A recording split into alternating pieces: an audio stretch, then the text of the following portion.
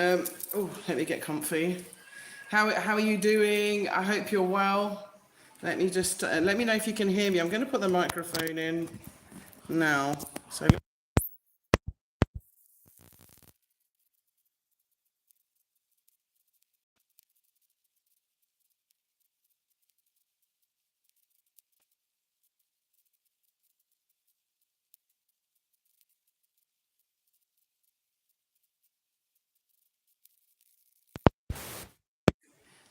this one, so I can't see the screen so well.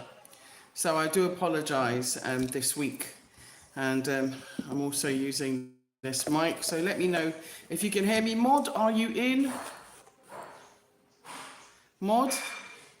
Cafe's moderating for us today, so welcome to BlaXit. Welcome.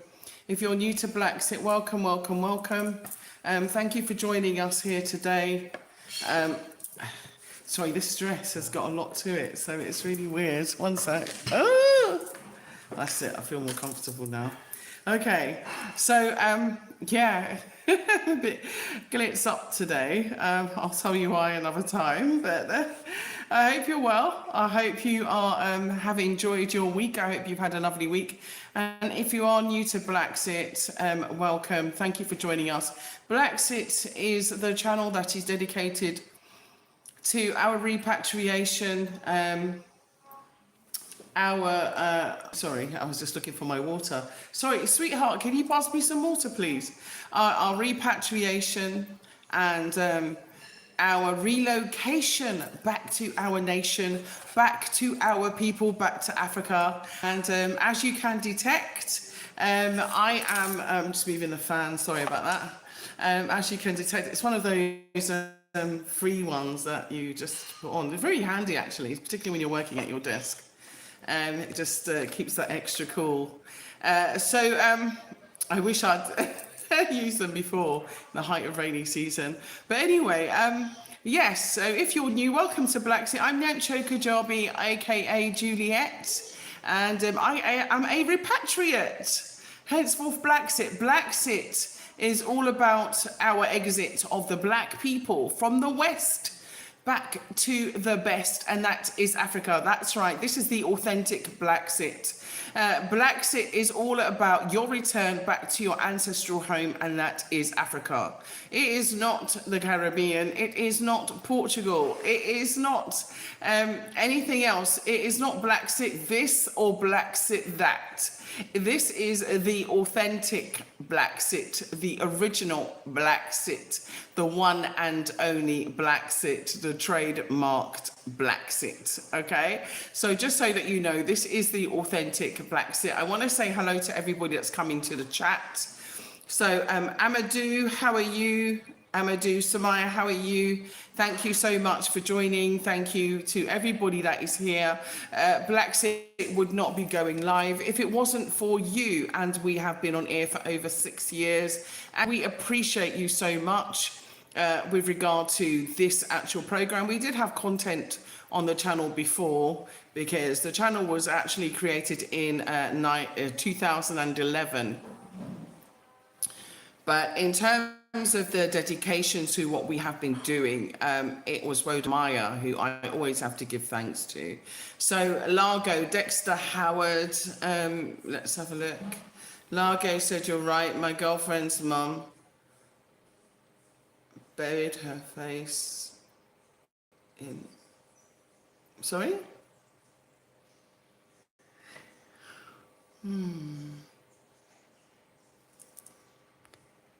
Ibrahima Najai, thank you so much. Thank you for joining. Amadou, you're cool. Thank you so much.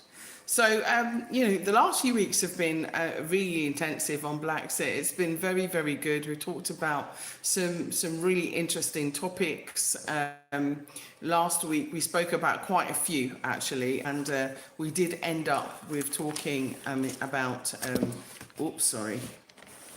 We ended up talking about ACS, which was really important, the African Conditioning Stimulus, which, you know, they have actively got running on us.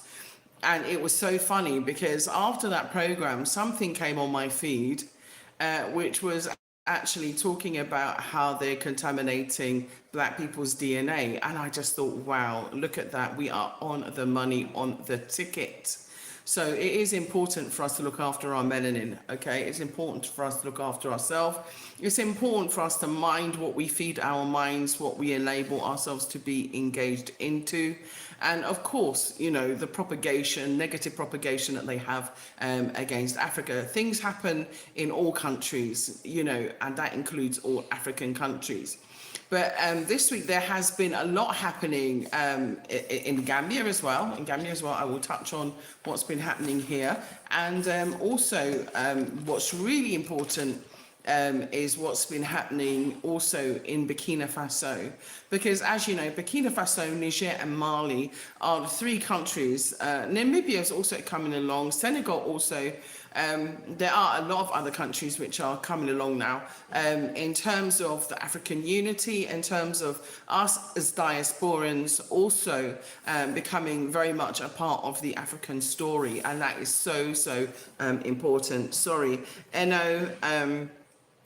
Aya Jackson, good morning, my sweet Iron Mama. Africa, thank you so much. That's so sweet of you to say so. Great to see you again and love you. Oh, I love you too. Thank you so much.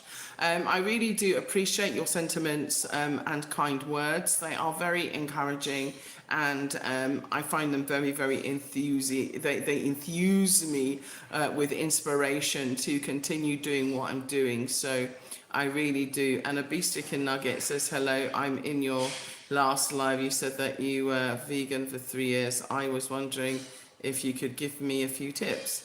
Yeah, listen, I always say that if you want to ask me questions, I'm really happy to answer them, but do please send me a WhatsApp on +220 240 5273 so that I can prepare good information for you, do the research for you, and then have them prepared for next week's show. So what I'll do is, have I got a pen handy?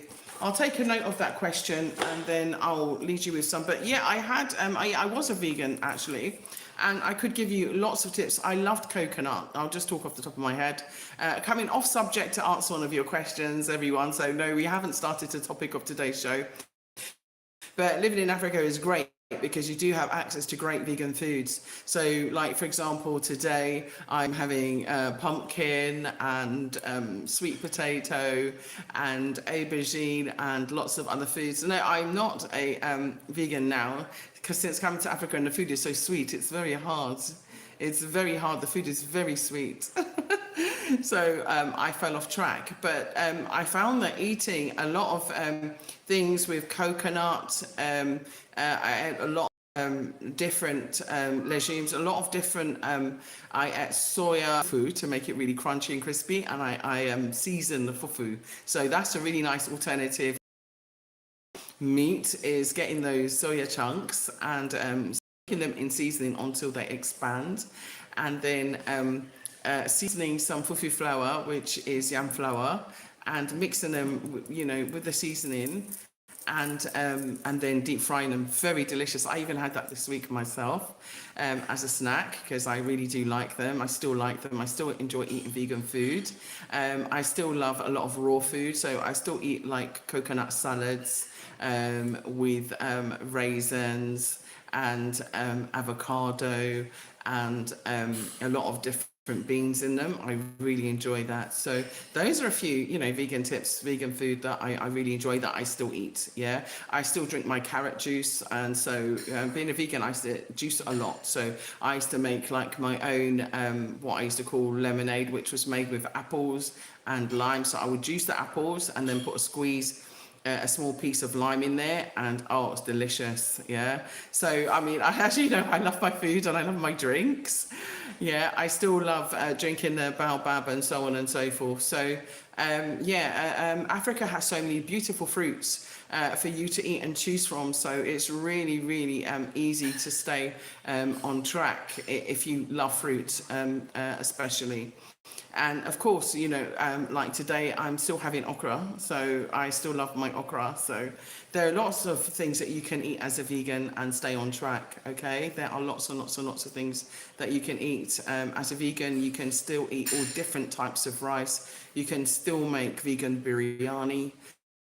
You can still use mushrooms and make a mushroom biryani. You can still use it and make a jollof rice. Jollof rice is still vegetarian. So yeah, you can still eat so many African dishes. You can still make okra stew without any meat in it or any fish in it. Okay. So anyway, I hope those tips have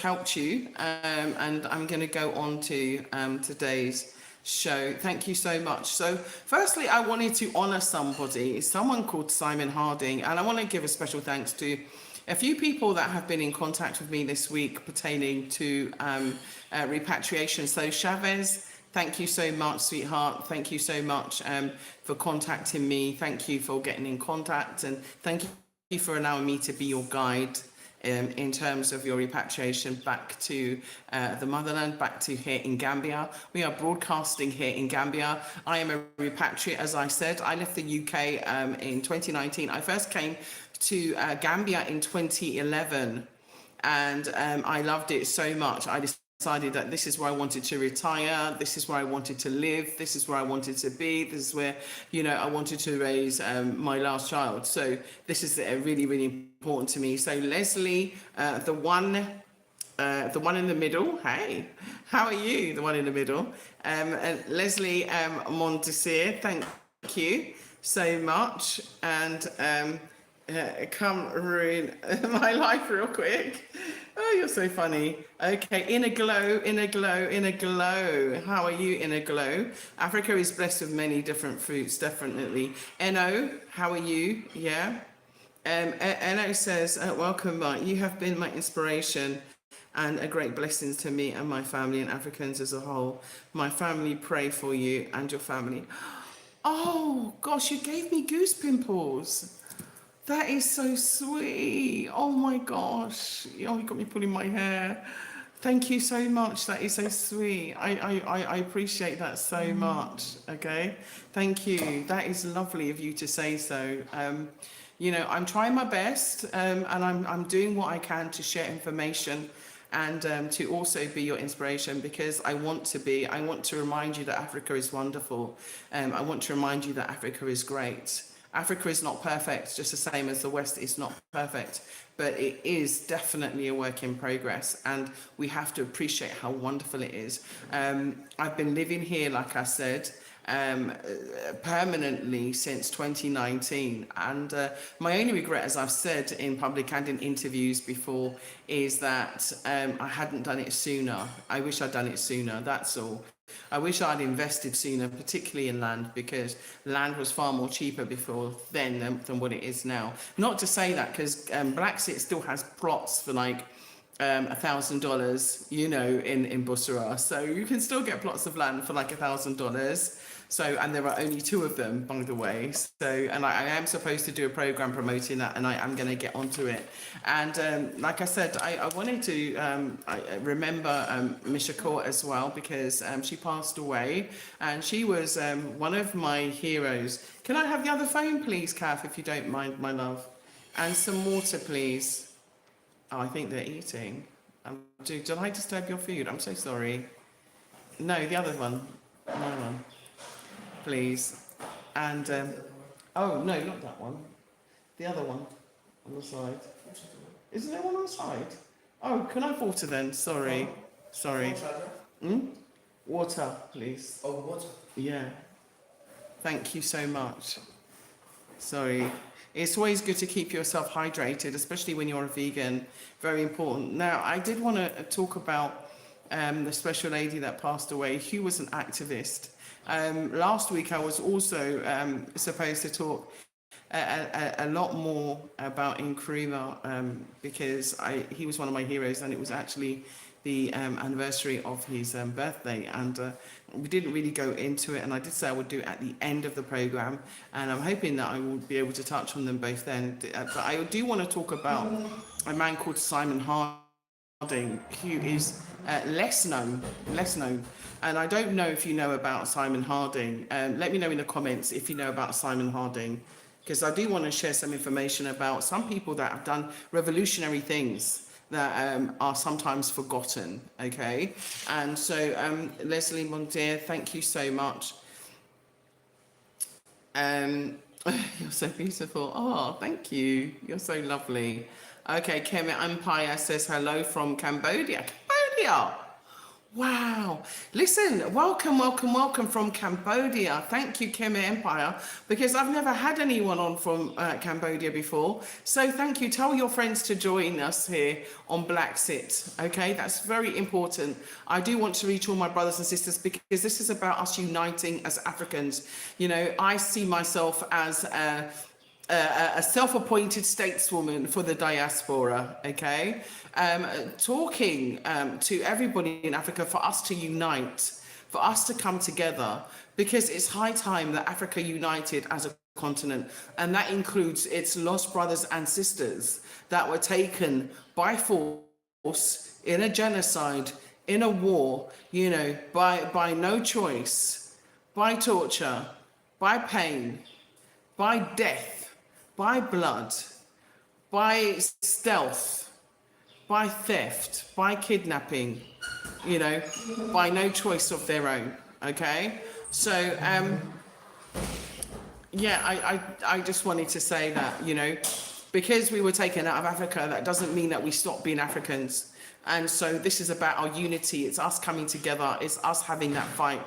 And so I want to talk about someone who came from who was in Bow County in South Carolina, and his name was Simon Harding. And as you know, our surnames were taken from us, our real names were taken from us, and then we were given the names of the plantation owner. That's why you always see me usually only mention my first name, because my surname, whether it was through marriage or, you know, through my family, it's been passed down through enslavement. And that's why I prefer the name Nyancho Kajabi, which is my chosen African name, which was the name that was given to me. And I was adopted into the Kajabi family, in a Buddy family, just in the same way that I want you to also, you know, come into the Buddy family as well. I think it's really, really important. So that's my Buddy family, the Kajabi family, and Nyancho was given to me by a BlaXit subscriber. So I do appreciate that. Thank you so much. And Nyafalo Mandina, I took for myself from a river. But anyway, that was my middle name. So yeah, so that's why I don't really use my surname. And so talking of the Harding, so Simon Harding came from the Harding plantation. And this was in 1852. And I need to remind us all about these people, because we have heroes and sheroes that have done things that have enabled us to, you know, have, if you like, the legacy that we have today. They are part of the foundation of all that. And I'm going to talk about Mr. Court as well. Ahmed said,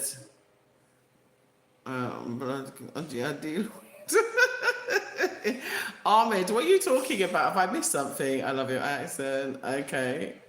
Yeah. Okay, Sienna, how are you? Or is it Sina? How do I say your name, Jello? Can you tell me if it's Sina or Sienna? Yeah. Ahmed Rastafari. Rastafari. Yeah. Hello, Juliet. Hello, anybody. Hello, Liliani Resurrection. Thank you for joining us. Thank you for joining us last week as well. Thank you to everybody that was here with us last week as well. Brian, Ojo, how are you? How are you? Nice to see you here. And Famula, how are you? Famula Owiga-san. I hope I'm saying your surnames correctly. Obviously, the pronunciation, I need some practice. I'm doing well. Thank you for joining. But thank you for joining, Familia. Thank you so much. I hope I'm saying your name correctly. Familia, yeah? Anyway, but welcome. Okay? I'm doing great. So we were talking about the Harding Foundation, the plantation. So Simon Harding was born into this plantation by his mother. And after he was born, his father was sold by the plantation owners into another plantation. So let's just say that he came from Nigeria and he was taken from River State to Port Harcourt. And but they went through slavery, through colonization, in the same way that, thank you, my darling, right? In the same way that many of us have gone through slavery, and many Jamaicans actually come from Nigeria. In fact, oh, thank you so much. Can I have a cup, please? Right, and many of the Caribbeans actually have been taken from Nigeria and other places. So let's just pretend that he came from Nigeria, and then his family was sold into slavery, and then after he was born, they sold his father to another plantation. And so when he was very young, and it was him and his sister with his mother. Anyway, in this plantation, when he got a little bit older, thank you, my love. When he got a little bit older, he made me juice, which is lovely. We have this tree, right? And it has got the most phenomenal oranges. I've never had oranges like this in my life. They're like they taste like tangerines, but they're oranges, and they have lots of seeds in it. Can you see all the seeds? But anyway, oh, lovely, zingy. Right, so basically he was brought up, so his father was sold, and he was left with his mum and his sister, and of course his mum worked herself to the bone, you know, on these plantations picking cotton, and this cotton was derived to be sold, so from North Carolina all the way to England. So this cotton was sold in England, and I'm hoping that you can see the connection between the transatlantic enslavement that happened and how they all benefited from it, and their countries benefited from it. So America benefited from the cotton, which it then sold to England, which England benefited from processing it. Okay, so anyway, basically these plantation owners were very, very, very, very evil. Incredibly evil. They were very, very cruel, and were known for their cruelty, and known for their punishments, and known for their torture. And one of the methods of torture that they used was bloodhounds. I don't know if you're familiar with bloodhounds, if you like dogs, love dogs. But they used bloodhounds, and these bloodhounds that they used were absolutely vicious. So if one of their, I think it was 22 enslaved Africans they had on their plantation, tried to leave the plantation, they would then set the bloodhounds onto them, where they would be mauled to death, okay? Literally torn to pieces by these dogs. Now, Simon Harding, as he grew up, he learned to have an affinity with these animals, and the family began to trust him with these animals, with the bloodhound dogs. I think there were 6 in total. And so they gave him the responsibility of looking after these bloodhounds, okay? So when he, he was feeding them, he was, clearing the kennels, he was literally doing everything for these dogs, walking these dogs, doing everything. And, he began to bond with these dogs and looked after these dogs. And so he got to 14, and then he was given full responsibility for these dogs. Now, his sister had also grown up a bit, and then she was taken into the house where she was working as we see the house slave, okay?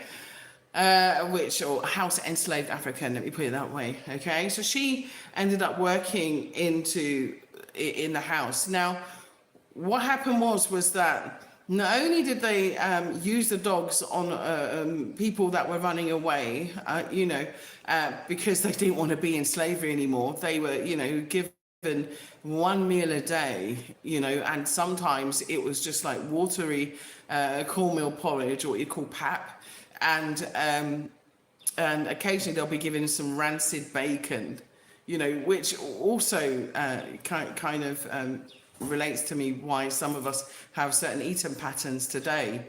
When you look back at our diets, even the soulful diet in America and the Caribbean diet in the Caribbean, there are certain things, and the European diet even, because bacon is part of their breakfast.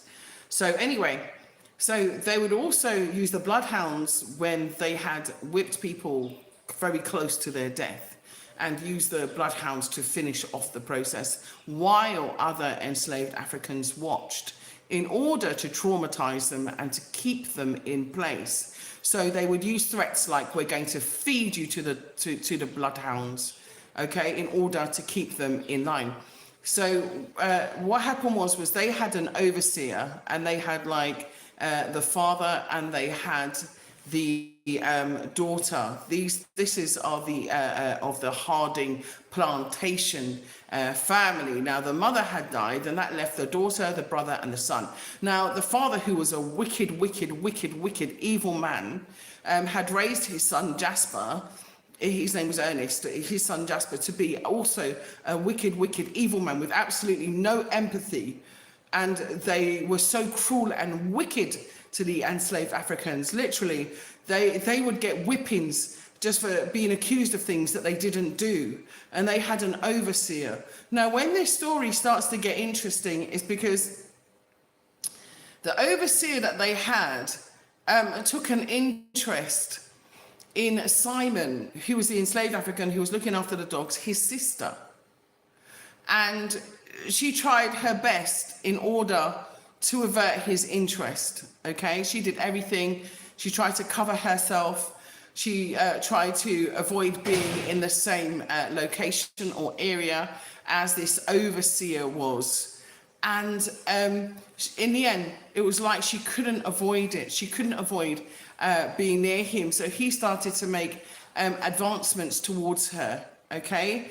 And so you know what happens next. So he basically used to take her to locations, and the last location was he took her to the cages where the bloodhounds were, and threatened to feed her brother to the bloodhounds unless she succumbed to his will. So he, you know, raped her, okay, several times continuously, until she eventually became pregnant. When she became pregnant, he then arranged for her sale to, and once she started to show, he arranged for her sale to another plantation. So they came and they did the usual inspections of mouth and body and teeth and private parts publicly, while standing there naked in front of the world to see the humiliation that our ancestors went through, and what our ancestors went through and have been through. You know, for us to be here, we must, you know, always be grateful and have reverence for our ancestors. So anyway, the brutality continued. So after his sister Simon, after his sister was sold, after she was raped and he knew what was going on, his attitude started to really change. He started to, you know, plan. So he started to make a 3-year plan, okay? Now this is going to be relevant to what I'm talking about later. He started to make a 3-year plan. He observed every single move that this family made. Every single time they went to Charleston to go away, he examined everything. He examined their behavior. He examined their language. He examined their body language. He examined every single pattern of behavior that these people used, okay? And after his sister left, he started to plot a revenge. Now, the daughter of the Harding family came back from university. And when she came back from college, I think they called it, she came back with ideas about abolition for slavery and how cruel the whole slavery thing was. And to make an example, to show her that this is the way they lived, the way they made money from us, you know, by working us to death and enslaving us, and of course, holding a tight leash of control by a campaign of complete aggression and violence and total wickedness. They then accused a boy of a name called Joshua, and Joshua was just 17, I think, years old, and to a whipping, saying that he had stolen a piece of rancid bacon, so and that he should get 10 lashes. So while this was going on, they tied him to the usual whooping pole and took out the whips and started to whip him. Anyway, as they were whipping him, a piece of his flesh, came off and flew out towards the girl, which made her violently vomit. Anyway, during this time, Simon was watching vigilantly because he needed an ally who he could work with to undertake his plan. So after his sister had gone, the first overseer went missing and then was found dead. And he was found dead, and it looked as though he'd been mauled by wild animals. And his death was suspicious, but because of the country and the bush at the time, and they thought it might have been a wild bear or something, it wasn't looked upon or taken seriously, and no one was they didn't think that we were capable of anything, because they thought that we were less intelligent than animals. So they didn't suspect anything. So this overseer was then replaced by a new overseer, and this new overseer came and took the place of the last overseer. And he was just as wicked, but he was more calculated with it, because he wanted to get the most out of the enslaved Africans that were there, who were kidnapped and taken by force. So anyway, what happened was that Simon planned something, and he started to work with Joshua, and they started to assemble all of the things that they would need in order to undertake this plan. Okay, so there was a lot of whispering going on, and the new overseer knew something was going on but wasn't quite sure, because everyone was quiet. It was like as soon as they would come there, people would be quiet and carry on doing their work. But something was rumbling. So in this third year, Simon had created a perfect plan which he was going to instigate. Okay, now bearing in mind that Simon is training these dogs which are killing and eating his own people. Okay, so he learnt about the dogs meticulously. So he watched until they planned to go to Charleston on their next trek. He memorized every single part of the road, every single part of the route, okay, until there was a part where it would have been isolated and no one else could find them. Now, part of his arsenal was he had caught a bear trap, which he'd kept and polished and fixed the spring. He had got rope, he had got knives, and Joshua had learnt about butchery, how to basically, I don't know if I can say that on YouTube, but basically, let's just say how to butcher someone, okay? So basically, he had done that. So the time came when they went for their trip, and so they planned and they waited and they ambushed. And so they set the trap. Once they set the trap, the horse and the carriage, remembering this is 1852, went up, right, throwing them from the carriage, right, and also one of them trapping one of the men that was there, so the son and the father. So I think it was Jasper and Ernest, okay? So after that, they grabbed them and they wrapped them with the rope,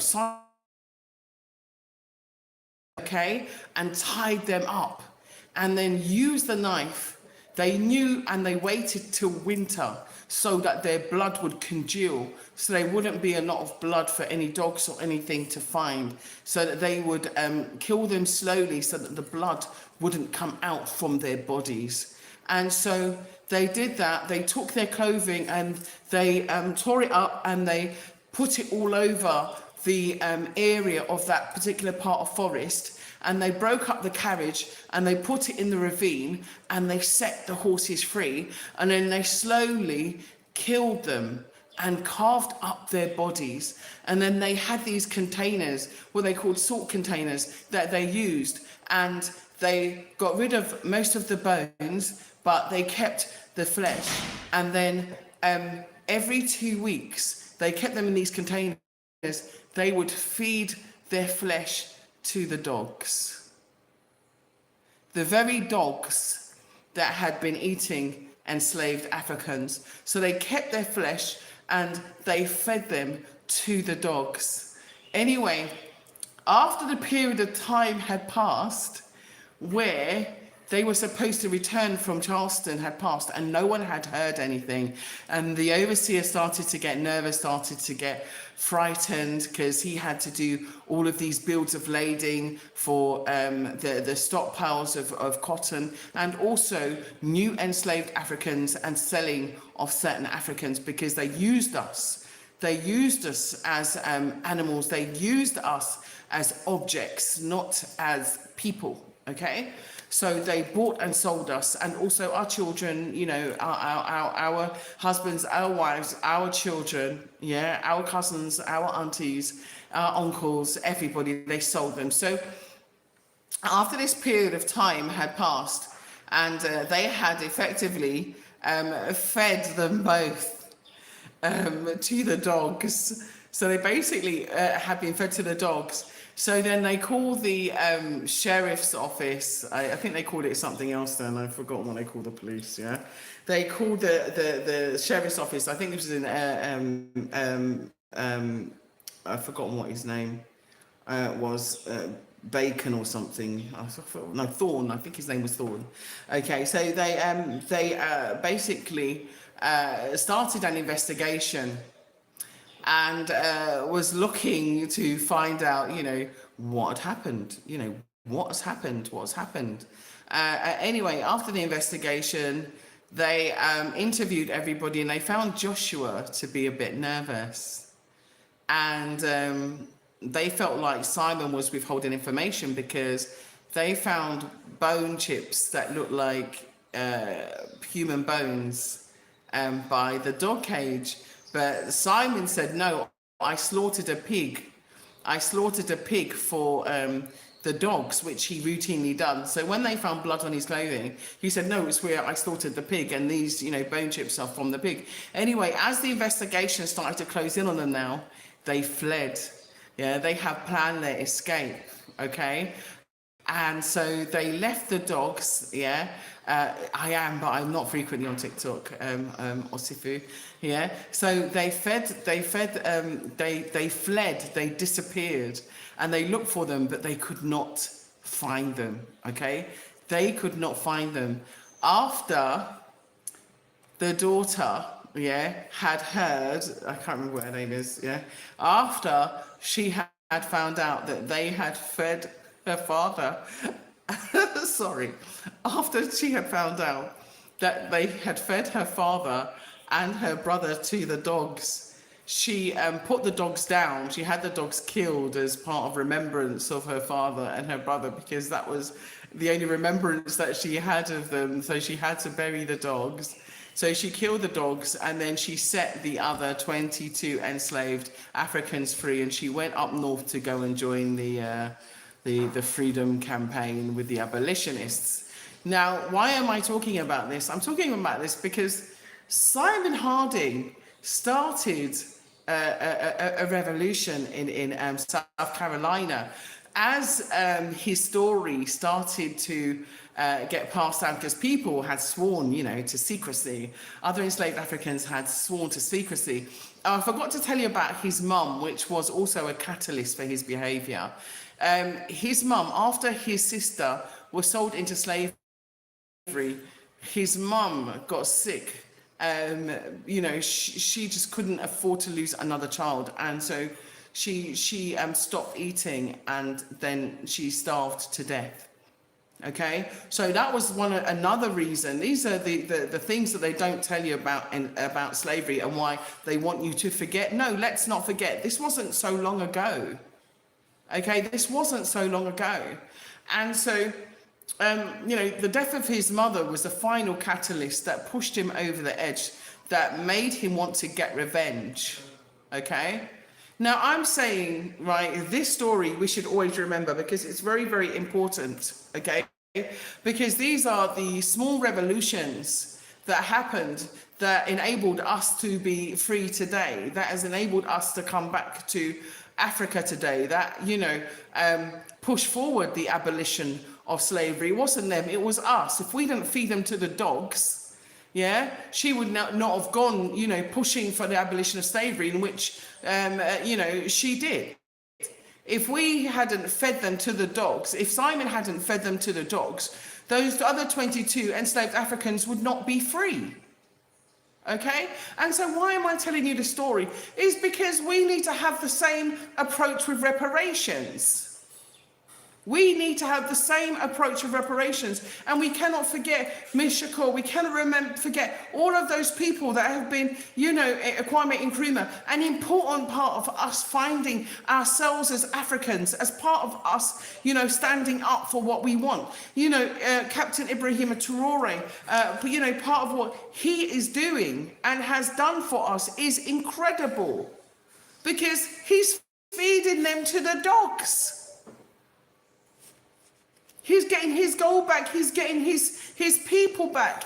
He's getting us back. He's giving us back our dignity, and he's giving us a chance. And he's saying no to your BS. He's saying no to your BS. So today I want to have a special tribute for Joshua, and also, of course, for Simon Harding. Joshua and Simon Harding, those ill-forgotten, heroes that fed them to the dogs, that enabled for us to be here today. Okay, Anderson, hello, Anderson Messiah, how are you? Tapping in, how are you? Asafu, how are you? I know that it probably sounds gruesome, but our reality was gruesome. They were feeding us to the dogs. And so sometimes it's time for, the tables to turn. It is time for the tables to turn. We deserve reparations for everything that has been done to us. We do. We do. And it's high time that we started to get into, the feeling and behavior of Simon, that it is time to now, push forward for what we want. And not accept no as an answer. It's as simple as that.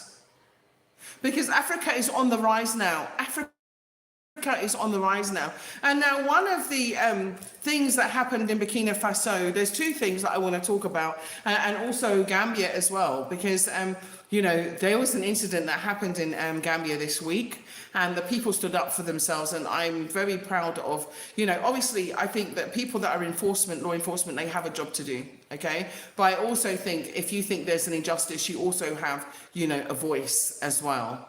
So, I would like to say to the Gambian people, it's important that we shape the future that we want to live. And so I want to say to you that, an injustice against one is an injustice against all. An injustice against Simon Harding and Simon Harding's family and his sister is an injustice against us all. Okay, this is what I want to say, and this month has been very, very important. Okay, very, very important in terms of what has been happening with Burkina Faso, because it's going to shape the way in which Africa is seen and known. Now, a lot of misinformation is out there about African nations, and Burkina Faso also banned homosexuality as a crime punishable, okay, with prison, with fines and sentences, fines plus sentences between 2 to 5 years, okay? And if you are not from a Burkina Faso person, then you will face deportation. So I want to know, what are your thoughts regarding this? I will go into more information regarding that. I want to know your thoughts in the comments, please, okay? I will share more information with you about that. And also, another very important thing that happened is that President of Mali, Honorable Assimi Goïta, and also President of the head of the military junta in Niger, his name is Bourhamoun Tchini, and President of Burkina Faso, Honorable I keep saying call him Ibrahim, I don't know why. Ibrahim Traore, all stood up to the International Criminal Court. Am I proud of them, or am I proud of them finally saying that they are going to leave? Finally. Now, what I don't understand for the life of me, okay, and I want to know, what are your thoughts on that? Now, before I get into comment. Right, what are your thoughts on Mali, Niger, and Burkina Faso leaving the ICC, the International Criminal Court, which has, been known to be biased when they are pursuing African countries, for their so-called crimes, okay? So tell me, what do you think? Yeah. Yes, I am on TikTok, and I haven't been very active recently, and I do need to be. Okay. So I'm seeing your question there. So what do you think? What do you think about both topics? Do tell me, please. I would like to know. What do you think about Burkina Faso now bans homosexuality as a crime which is punishable with prison and fines of prison terms of between 2 to 5 years, and also fines. And if you're not but if you are not from Burkina Faso, you could face deportation. Do let me know in the comment section. Please give me some likes, some thumbs up. I would really appreciate it. It does help with the algorithm in terms of us getting more exposure on YouTube. And also, if you wouldn't mind, please subscribing to the channel if you haven't already.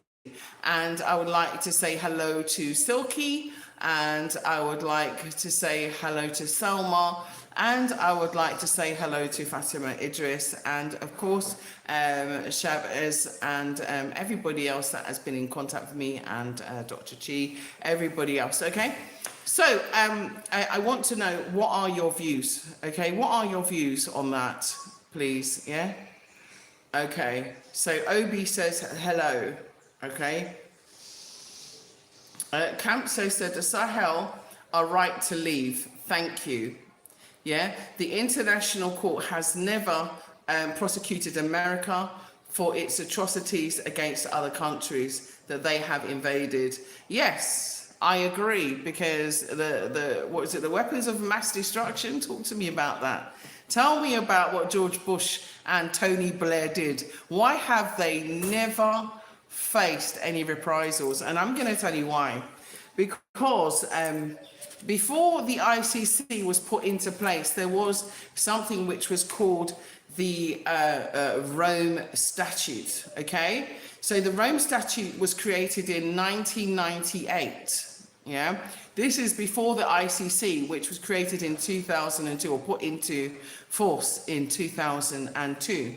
And there are countries that signed to it and withdrew, and there are countries which never signed to it. So it's the Roman Statute that empowers the ICC, okay? So China did not agree to it, okay? China did not agree to it. India did not agree to it. Russia, right, signed to it and then withdrew. America signed to it and then withdrew, okay? Israel didn't sign to it. So why are all these African countries so keen to be governed in The Hague, in Europe, in the Netherlands? Why? Why should they be your arbiter? Why should they be your judge? Why should they be your jury? Why should they be, the officials of justice, of right and wrong? Why? So Liani Resurrection said, Julia, if you don't mind repeating the countries. Yes, of course. So the countries, which either withdrew or did not sign the statute, the Rome Statute, okay, it's called Rome Statute, okay, which was signed in 1988, right, is China, India, Russia signed them, withdrew, America signed them, withdrew, and Israel. They are not a part of it. And let me go further, right? Russia also withdrew, okay? Russia also withdrew, okay? Now, they are all nations that are not party to the International Criminal Court. Now, let me explain just a little bit further, okay? So while a nation cannot be a member of the ICC without ratifying the statute, the ICC can still exercise jurisdictions over crimes committed within its territory if the state accepts jurisdiction under Article 1(2), subsection 3 of the Rome Statute, okay? So let me just make that clear as a caveat, okay? Now, those countries are not going to ratify. They are not going to say, yes, I'm in. Now, why are African countries doing it? You know why? Because of white superiority, and because they think that the white man is a savior and they have white savior syndrome. Now, what I love about what Burkina Faso, Niger, and Mali are suggesting is having their own Sahel tribunal for peace and justice, which I think is a far better idea. Okay, I think that is a far better idea. KF5 Semi, I'm going to read your comments, so please tell me your thoughts on this subject. Do African countries still need to sign themselves to this Rome Statute, which then ties them into the International Courts of Justice? And don't forget also the International ICJ, which is the International Criminal Justice as well. That's not the criminal, which also can pursue people, what's happened is there has been an African bias, okay? I'm going to read you what they said, because I actually wrote it down, because I think that it's so important, right? Burkina Faso, Mali, and Niger said they have announced that they will immediately, this is I love them so much. Let me Julia get on, of course. I love them so much. I love them. They said Burkina Faso, Mali, and Niger have announced that they will immediately withdraw from the International Criminal Court, labeling it an instrument of neo-colonialist repression. Neo-colonialist repression. Okay? Yes, so Russia too. Yeah, I'll say them again. China, India, Russia, USA, and Israel. Okay? I forgot to say that that Russia withdrew, but they did as well, okay? They issued a statement stating that they would not recognize the authority. Let me say that again. They would not recognize the authority of the UN-backed ICC, International Criminal Court, okay?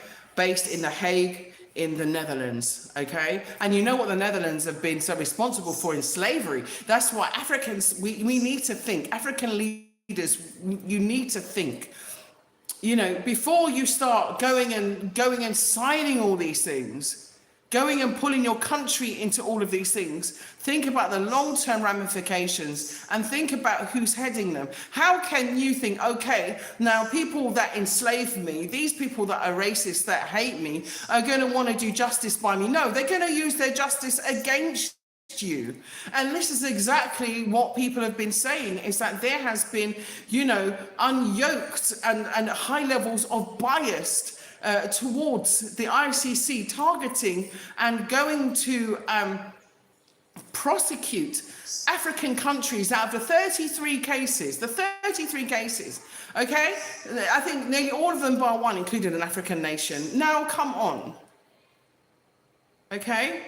So old school, hello old school. We're talking about African nations pulling out of the International Criminal Court, okay? The ICC and also ICJ, okay? International Criminal Justice as well, system that they have, okay?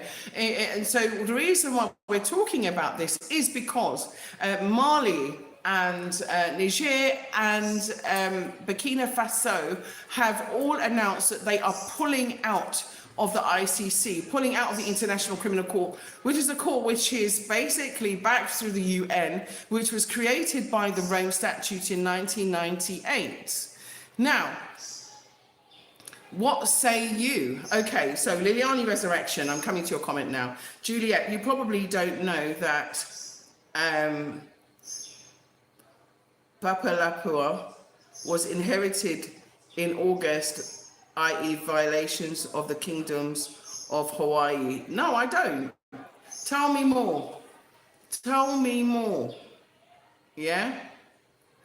Tell me more. Because, you know, I've always been, I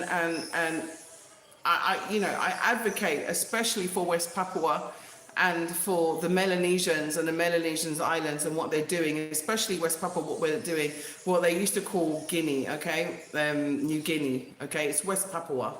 And what they're doing to the West Papuan people is genocide. They've killed over 500,000 people. What are they doing it for? Because Rio Tinto, because Freeport Moran, because BP want their gold, want their oil, want their tin, you know, they want their silver, they want all of the raw materials that are there. And if you don't believe me, go and have a look at what they've done to West Papua and what they've done to the people. And now they, you know, they first came under the colonization of the, I think it was the Dutch, then the English, and now it's the Indonesians. And they are coming under serious genocide. They're killing them willy-nilly. These are our people. These are people that left Africa, you know, and ended up settling in Melanesia. Okay, a lot of people don't know about, they hear about Polynesia, but they never hear about Melanesia. If you never heard about Melanesia, go and check out Melanesia, okay? So, you know, they stated that the ICC, has proven itself incapable. This is their statement.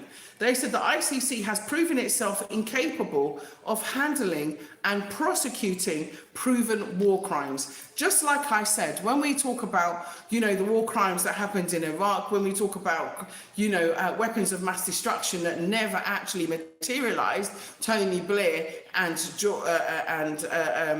George Bush, like what happened to them? How many people have killed? How many people have died in Afghanistan? You know, look at what they've done in Libya. You know, what about them? What's going on in Palestine? What about all of these things? So, you know, but yet they're talking about Africa. What are you talking about Africa for? You got bigger fish to fry. You understand? You got bigger fish to fry, right? So they said, they stated that the ICC has proven itself incapable of handling and prosecuting proven war crimes against humanity, crimes of genocide and crimes of aggression. They will replace it with indigenous mechanisms, okay?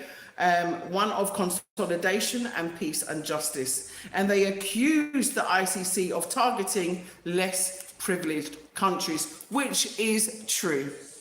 Okay, which is very, very true. Yeah. Okay. So yeah, we're putting those countries in check regardless. I agree with you. Okay. The ICC, right, was not set up to target African countries, but that's exactly what it seems to be doing. So for me right now, I know I've hit an hour already. Oh my gosh, I haven't even talked about everything I wanted to talk about. But you know, I will just hit on the other subjects and then we'll have to wind up. But I will just say that for all African nations, I want you to follow suit. I want you to follow suit of Mali, Niger, and Burkina Faso, who I salute. 100% on your actions. It is high time for Black people to stop being ruled by them. How long is it going to take for us to realize that their rules are only made for us to suffer and for them to gain? When are we going to learn that their aid only cripples us? It does not aid us. It does not help us. When? We need to have our own laws and our own rules. We need to be self-guided, self-enabling. We need to be self-determining. We need to be self-sustaining, self-loving, self-respecting, and self-controlling of our own destiny, policies, procedures, education, our own money systems, our own governance systems, our own legal systems. It's high time. It's high time. It's high time. Okay. So, right, in saying that, talking about crime and criminal, like while I'm on the same thing, I'm going to talk about the fact that Burkina Faso has now criminalized homosexuality, as I mentioned before, and their crime is to make it punishable by 2 to 5 years. Now, for many of us who lived in England and America, now I know a lot of people are desensitized to it. I wasn't, I didn't feel very comfortable, you know, and I think societal views by many African nations who I'm going to mention here, right, they feel that there is a strong societal views and beliefs that their view that homosexuality is, I am writing this as quote, okay, I'm quoting, okay, several countries and what they have said, including Kenya, okay, societal views that there are strong societal views and beliefs that homosexuality is abnormal and is a deviation leading to pervasive atmosphere of influence. Okay, so that is how they feel. Now, these countries that do not agree with homosexuality, and in fact, there are, I think, 28 countries, African countries, in which it is illegal to be a homosexual or actively participate in same-sex activities, okay? And some of them have penalties ranging from prison to the death sentence, okay? So just so that you know, some it's more severe than others. I know Mauritania, Nigeria and Uganda have very stiff penalties. I think Uganda might have the death penalty because I think it's a capital offence there, and it's seen as aggravated homosexuality. So the countries that have basically made homosexual illegal are Algeria. I'll say them slowly so that because I know I speak fast sometimes. So Algeria, Burundi, Burkina Faso, as we just mentioned. It's 29 countries. I'm sorry, it's 29 countries out of 54. Okay, I missed one. I'm sorry. It's 29. So I'll start again. Number 1, Algeria. Number 2, Burundi. Number 3, Burkina Faso. Number 4, Cameroon. Number 5, Chad. Number 6, Comoros. Number 7, Egypt. Number 8, Eritrea. Number 9, Ethiopia. Number 10, Gambia, which is where I'm broadcasting from, which is where I live now. Beautiful, beautiful Gambia. 11, Guinea. 12, Kenya. Ooh, did I say Kenya twice? I think I said Kenya twice, so it might be 28, actually, not 29. 13, Liberia. 14, Libya. 15, Malawi. 16, Morocco. 17, Nigeria. 18, Senegal. 19, Sierra Leone. 20, Somalia. 21, Sudan. 22, Tanzania, or Tanzania, depending on where you're from. Okay, 23, Togo. 24, Tunisia. 25, Uganda. 26, Zambia. 27, Mali. Oh, 20, yeah, it's 29 because I forgot. Did I say Niger? Yeah, Niger. 29, 28, Mali. 29, Niger. 30, sorry, Ghana. Okay, so those are all of the countries that have basically said no. They've been told, oh, you need to have, you know, this law, and you need to do this, and you need to do that, by these Western countries, which are trying to force, they're very archaic, because these practices are archaic and are a part of their culture. And when you live in their countries, they try to normalize it. But living in Africa, it's not normalized, and it is completely different. Completely different. Liliani Resurrection said, I will add the Kingdom of Hawaii as a non-Caucasian international sovereign independent country since 1840. Thank you.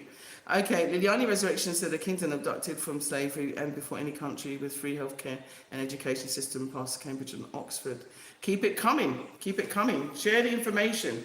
So what I'm saying is that now these countries are trying to push them, okay, to join the other 22 countries which have either decriminalized it. There's only one country which has put it in their constitution, and I guess you know what country that is, South Africa. Okay, but the other countries haven't, and some have. Namibia as well. Namibia has got certain rules on it. So what they're trying to do is to get them to participate in this discrimination. They're trying to put it into discrimination legislation. So that, well, basically they're saying you can't discriminate against them, which means you can't legislate against it. Okay, and so they're being very clever in what they're doing, and many African countries are saying no to this. And I would like your opinion on what Burkina Faso has said. Do you agree with their stance, yes or no, in the comments section, please? Let me know a yes or a no, thumbs up or thumbs down, or what your thoughts are, please. Yeah, let me know. Let me know. Let me know. Okay, let me know. I'm going to do some research into Hawaii as well. Okay, let me know. Okay, so Justice Minister Edaso Rodrigue Bayala, he announced the law on national television, and he said that those guilty would also face fines along with facing prison time. Okay, so we've now got they're now trying to put homosexuality into human rights, or is it personal preference? Now, what African countries are saying, no, this is not a human right, it's a personal preference. It's a personal preference that you're making to adopt that lifestyle, and it's against our laws. We don't ingratiate it, it doesn't create, birth, it doesn't create life, it creates destruction of community and society in our view. So what do you say, and why is everybody quiet on this subject? Is it because we have been so scared, so fearless of speaking about it because they've put legislation against you for talking out about it? Is it because they have now desensitized it to the point that you can't have an opinion? Or is it that you just choose to keep quiet because your friend is gay? I don't know. But I would like to know, what is your opinion on this subject? Okay? I'm going to continue this, okay? I'm going to continue this into next week's show because I want you to have a view for me. I want you to have a view for me. So these are the interesting things that have been happening that I think are phenomenal this month that I had to share. And I had to share with you about Simon Harding. Yeah? Because Simon Harding's story is important to us. I feel sometimes that we have lost our, what's the word I'm looking for? It's like we've lost ourselves. We've lost, the fact that we've forgotten what was done for us to be here, what our ancestors had to do, what they had to sacrifice for us to be here. And the fact that we are not actively, fighting with such venom for our reparation under the carpet. How many black people are there around the world? How can they sweep us under the carpet?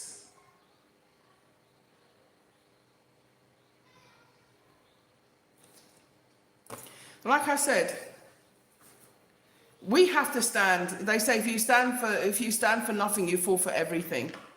Okay? They say if you stand for nothing, you fall for everything. Listen, there's a thought I want to leave you with today. I heard it. I was listening to an audio book, okay? One of those motivational, sorry, I burnt my finger today, so I put toothpaste on it. I'm sorry about that. I just stuck myself to my chair.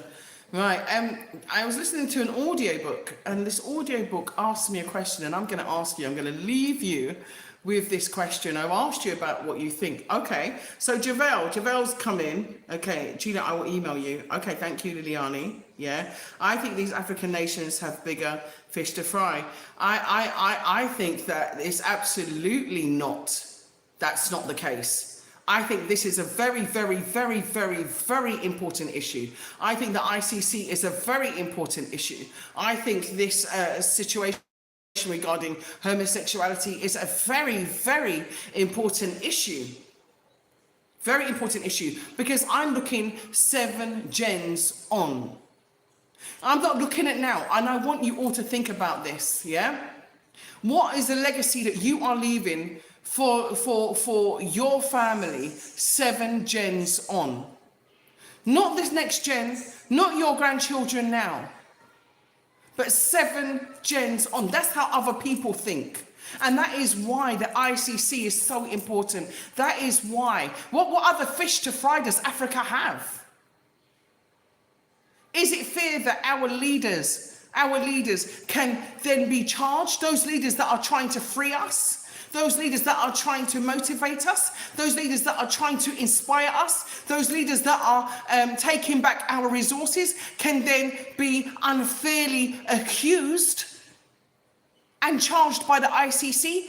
No, it is not. It is important. Is it important that we can start to sanctify our purity instead of perversity? It's important. We are at the cusp. Our rainbow has even been taken from us, and we have to reclaim it back. How can a sign of fertility and hope, nature and water, be used to promote a perverse lifestyle? So no, I disagree. I agree totally 100% with what Burkina Faso has said. And I chose to live in Africa because I don't want my son to grow up confused, thinking that he can wear a dress and that he needs to be attracted to the same sex and it's okay. No, I don't want it. And that's why I came to Africa. And that's why I said, come and get your land. Come and contact me and allow me to help you to live where your mind can be free. Not where you're worrying, oh, because Linda was freaking Lendon. Lendon's now Linda, and you don't even know what to call him, she, him, and in work you're worried because you're going to get in trouble because of HR, because you might have said something out of place, or you might have said that you don't agree with homosexuality, so now they're going to take it to HR for you to lose your job because you can't even have freedom of speech.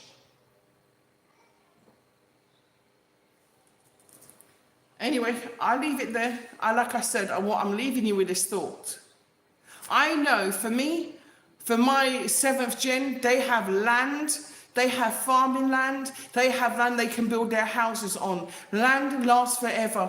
Go and come and get your land, okay?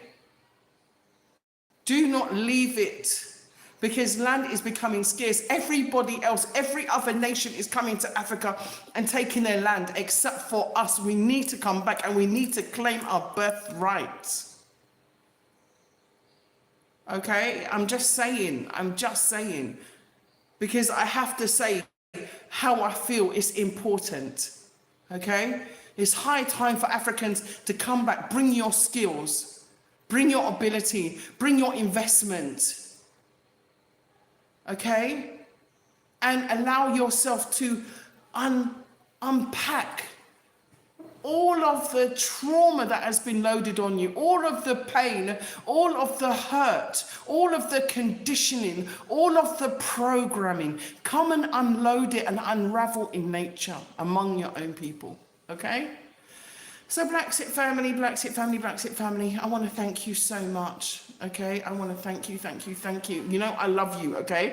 I'm speaking because I love you and I care and I want you. I'm right here, you know, in Africa, you know, in Gambia, and I'm living and I'm loving it. I've got land in Sanyang, okay? There are plots in Sanyang, and I am going to be putting those programs out, okay? There is land in Sanyang, there is land in Gunjur. There is particularly one plot, which is a beautiful plot. It has a mango tree on it and orange trees, and it's fenced, okay? And it's like literally one compound from the highway. So it's perfect for development. It's got a good size. It's like 42 by 21 by 32, something like that, and a drive that is 55 meters in. It's beautiful. So do think about that. That's in lovely, beautiful Gunjur, which is having the new city in it here in the Gambia. And also Naneto Sion. Naneto Sion is also roadside plot, which is very close to the BlaXit Eco Village, which is the largest settlement for non-Gambians here, which has over 500 plots, and there are just 2 plots there, and the plots are $1,000 each, okay? So I'm just letting you know, okay, about the opportunities that are there for you. And of course, Serenity Estate in Khartoum, but I'm not sure because I've had some messages reserving plots, so I'm going to check those to see if there are any left. If you did miss out on Serenity Estate, believe you me, I am searching for Serenity too, okay? I am, because that place is beautiful. And listen, being by the river reminds you of abundance, okay? Being by the river puts you in flow with nature. Being by the river, it is amazing. I'm so proud of myself, because also, of course, I'm not just, you know, getting land for you, I'm also getting land for me too, because like I said, I'm thinking 7 gens away from now. What are you leaving for your 7 gens away from now? Because even if you've got land, that is your legacy that can be left, okay? Because if you look generation from kingdom to queendom, from generation to generation to generation, the only thing that has stand is the land, okay? So get in contact with me. Info, mod, if you could put info at BlaXit Home as the email or in the comment section, and if you could also add our WhatsApp, which is +220 240 5273, which is if you want to ask me any questions in advance, then you can do so. I did have a question which was asked of me, which I haven't answered, so let me go to that question. Oh, it was about land banking, I remember now. Okay, so they asked me, how did I get into land banking? I got into land banking, firstly, just by buying multiple plots, okay? Just by buying multiple plots of land. It's easy and I can guide you through it, okay? I can guide you through the process. All right, so give me a call. I'd like to say hello to Joseph K, who's just joined. Yeah, just as I'm finishing the live, welcome to BlaXit. Thank you for joining the live. Hopefully you can meet us. It's GMT, which is Greenwich Mean Time, 3 o'clock every Sunday, okay? Every Sunday, 3 o'clock, unless, of course, something goes wrong or, you know, which I hope not, I'm thinking positively, unless something happens that, sorry, swallowed a seed, is outside of my control. But I'd just like to say thank you for joining me. Thank you, thank you, thank you, thank you, thank you, thank you, thank you so much. And also thank you to Ibrahim from Nigeria. Thank you for reaching out to me this week. Thank you so much. I appreciated it. I appreciate it so much. Thank you so much. So yeah, in saying that, I'm going to wind up today's program by saying, please, hello to Crystal as well. And hello to Vicky. Hello, Vicky. Yeah. Hello, Vicky, and your husband, your lovely husband. So anyway, I'm going to go now. So I'm going to love you and leave you with, remember, think 7 gens away from now. So please make that all important investment, because land is not going to be what it is now 7 gens in. But if you got it now, at least you can keep it. Okay. It's for 7 gens in. So I love you, and I hope you enjoyed this important information about the changes that are happening in Africa, which are very, very important to our trajectory in the world, our trajectory in allowing Africa to be self-controlling and to have its own identity, which is very important, and self-determination, which is crucial, and to unify. And the Sahel is unifying Africa. So well done to all wonderful leaders, and I bid you goodbye. And I want to thank you so much for watching BlaXit. Without you, I wouldn't be here. So I thank you. I thank you. I thank you. Nothing but love to all of you for joining me. Thank you so very much. Yeah. And yeah, big love to I don't have a code name for you yet, so I'll get one. All right then, so take care, and remember to always be proud of yourself. Yeah, be proud to be black, be proud to be African, and be proud of yourself and love yourself at all times, okay, no matter what, and respect yourself at all times, no matter what. Okay. All right. I'm going to love you and leave you. Take care. And remember, if you want to support BlaXit in any way, you can send a donation to PayPal. I always give thanks to Steve, who is my diehard Patreon supporter. Thank you, Steve. And if you would like to, it's put the information, please, on the screen. It's botcollective@yahoo.com. If you I'd like to say thank you to the moderator before I leave. Moderator today has been Caffrey, who has been excellent as always. Thank you, moderator. Please remember to put BlaXit, if you'd like to give a donation to help us with our filming schedule. As you know, we are not monetized, and so we are, you know, shadow banned as well. So if you'd like to help with those production costs, you can give a donation to BlaXit via BOP Collective, B-O-P, that's B-O-P Collective, at yahoo.com using PayPal. Okay, so if you'd like to send us a change, I'm not begging, I'm just saying, if you'd like to support, then do so. All right, thank you very much. I love you, and I'll see you next week Sunday, 3 o'clock.